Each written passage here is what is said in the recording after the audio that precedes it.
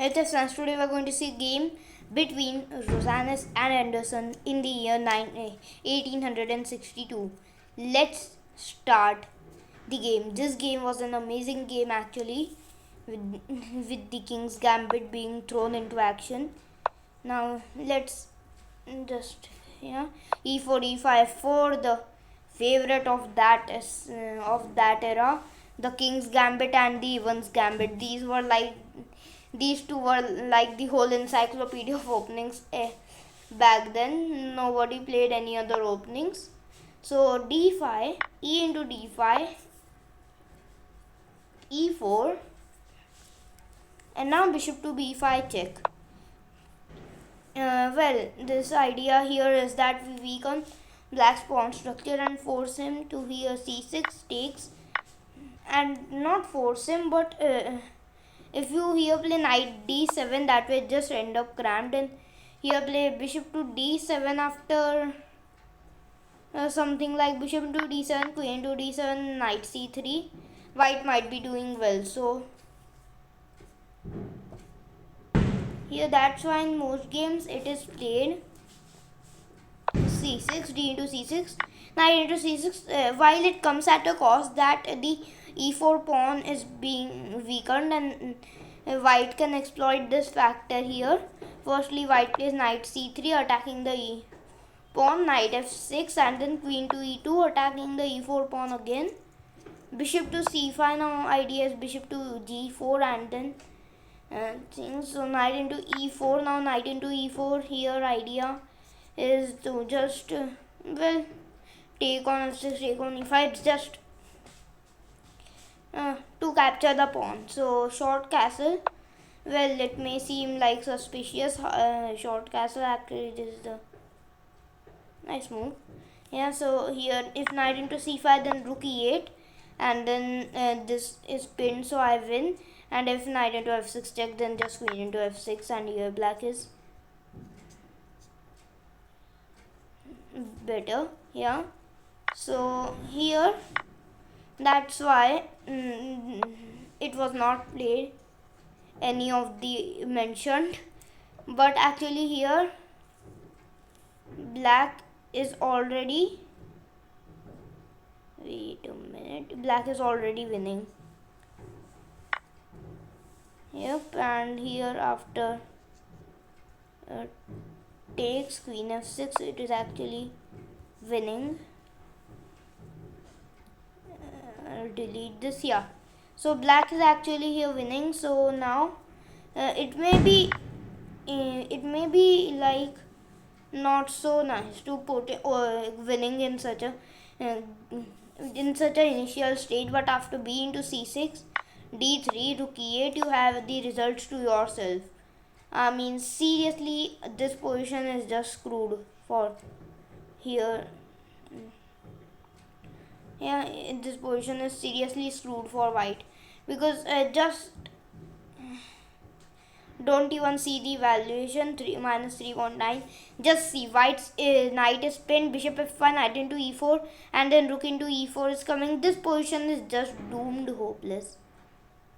Yeah, it's just a hopeless position. So here what should have white played? What should white have played? So here, well, white should have played here, I think.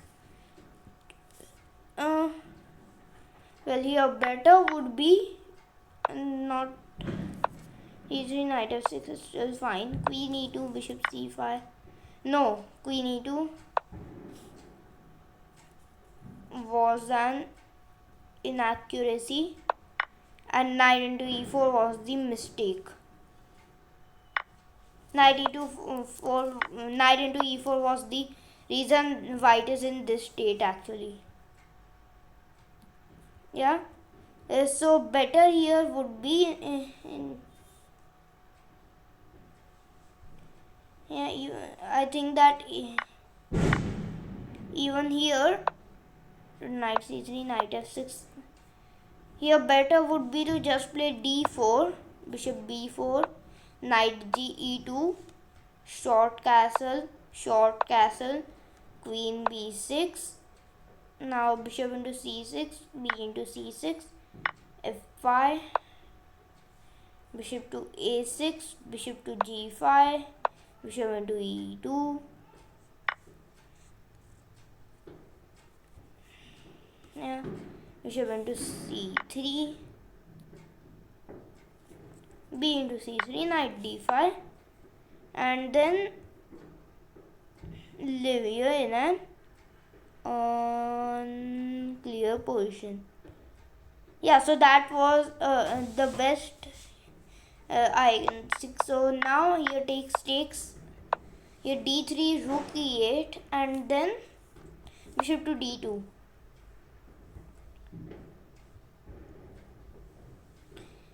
And after bishop to d2, now comes knight into e4. Well, knight into e4, now knight into e4, queen h4, check, and f5, bishop f5, queen d4, everything. And then after d into e4, bishop to f5, e5. Well, so see, here takes bishop f5, rook into e4 is coming, so now e5.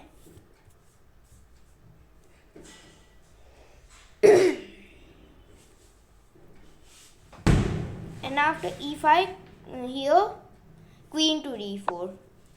So see, now what's queen to b6. If now queen to d4, then there would be rook to c1 and something, and then still black would be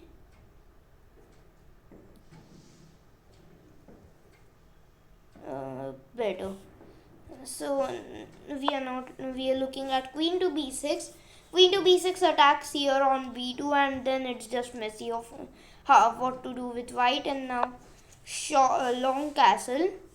Now bishop to d4. Queen into b2 is our threat. Bishop into b2, and that is a checkmate. So c3 must be played.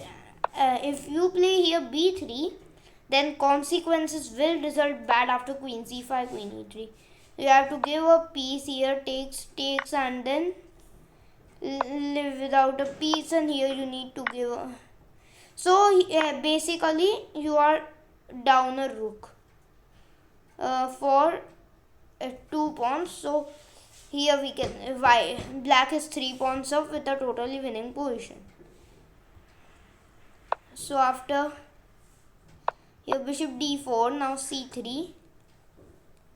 Now c3, well, b3 would have been better. c3 is a inaccuracy because it was totally a lost game.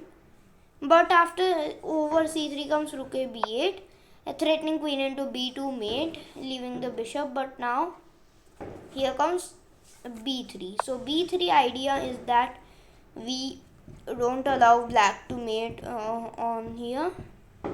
But after b3 we play rook e d8. Now rook e d8 has the idea here of well, he has the idea, I think, of queen to c5, queen e3. So that would be a not so nice idea for black, would it be? Nah. So now knight f3. And now after knight to f3, pause the video and think, what should we play? Well, now it is played queen into b3. Now it's a brilliant move. Man, that was amazing. So queen into b3. What's our deal here? So our deal here is total domination over the board. See, so why did black play queen into b3? There are a couple of factors. Firstly, our pieces are situated very well.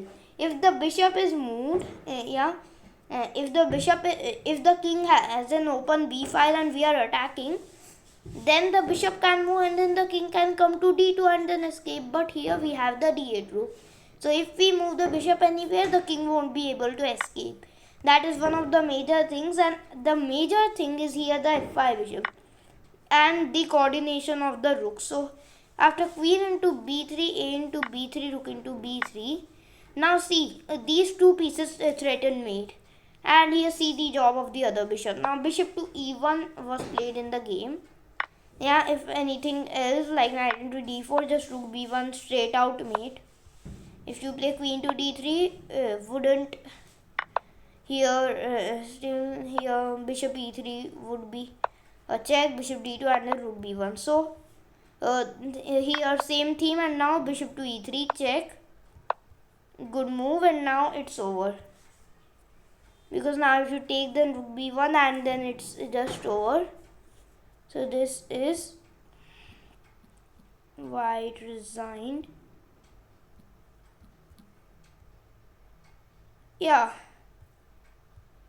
result here is 0-1. So amazing game. He just converted patiently and then waited for the kill, and then the right moment was there. Alright, I hope you like this video, and don't forget to click the subscribe button and the bell icon. Thank you.